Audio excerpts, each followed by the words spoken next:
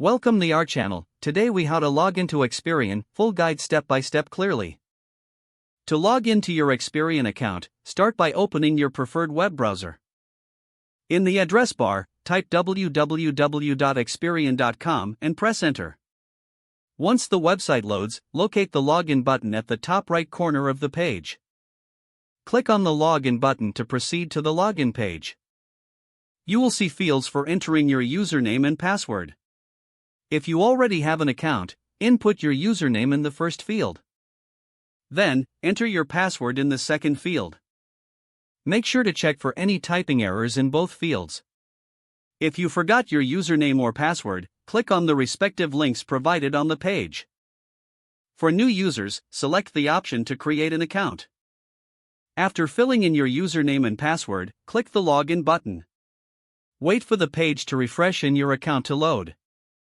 If your login details are correct, you will be directed to your Experian dashboard. In case of login issues, double-check your credentials and try again. If problems persist, consider contacting Experian customer support for assistance.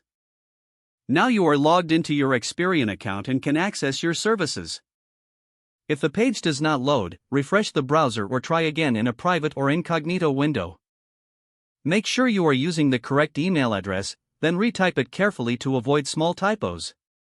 If your password is not accepted, use the reset option and create a new strong password you can remember. Check your spam folder for verification or security emails, then complete any requested confirmation steps. Enable two-factor authentication if available to improve account security and reduce unauthorized access risk. After signing in, review your profile details so your contact information and settings are accurate and current. If you see an error message, note it down and try again after restarting your device and internet connection. Log out when you finish, especially on shared devices, to keep your account and payment information secure. If the page does not load, refresh the browser or try again in a private or incognito window. Make sure you are using the correct email address, then retype it carefully to avoid small typos.